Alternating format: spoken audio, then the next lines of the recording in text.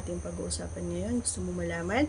Tapusin ang ating video. Once again, please do me a favor. Please do subscribe and click our tiny notification bell so that you'll be updated every time we have a new upload videos. Disclaimer din po, ang mga videos po natin ay para lamang po sa may bukasang kaisipan at may malawak na pang-unawa. Kung wala po tayo nito, maaari na lamang pong mag-skip at mamili ng mga videos na nararapat para sa inyo.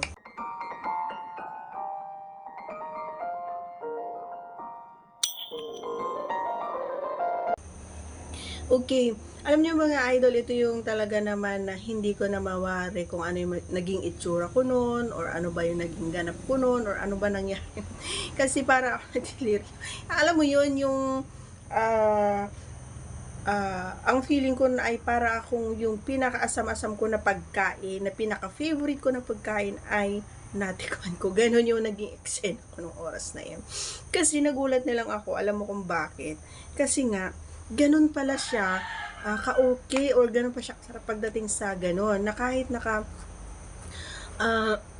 kahit na naandun or nakapasok sa mga idol, and then nandun din yung ito mo at nilalaro mo yon, yung money ay talaga naman na to the highest level, kumbaga yung na-experience ko na saya, yung kabog ng dibdib ko, hindi ko talagang ang bilis ng kabog ng dibdib ko, ganyan, and super saya at super na-overwhelm ako, grabe yung talaga naman na kakaiba, na habang siya ay doon sa taas, or sa taas ko, ay talaga naman na habang ginagawa niya yon, and then talagang mula doon sa pinakadulo hanggang sa dulong-dulo talaga, and talagang alam mo yon, tapos tinitignan ko pa yung aura niya, and talagang ibinigay niya yung best niya mga idol, no? And na-appreciate ko ng 101% yung pag-appreciate ko dun sa ginawa niya na yun, na habang gumagano sa taas talaga naman ay nilalaro niya din yung ating and grabe, hindi ko namamalayan na dun ko na-experience din yung salitang squirt. Yun, kung alam niyo yung sinasabi ko, na talagang na-touch niya yung pinaka moment na hinahangad ko, na talagang gusto kong maganap or mangyari.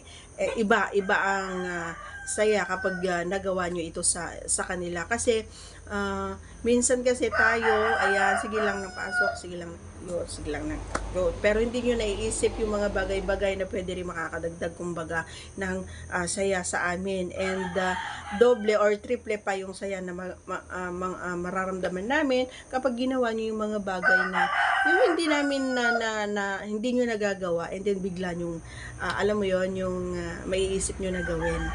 So, iba kumbaga yung dating para sa amin noon, yung talagang ina-appreciate namin ng grabe, over to the bone. Grabe, over to the bone pa talaga no. Pero para sa akin, yun yung pinaka the best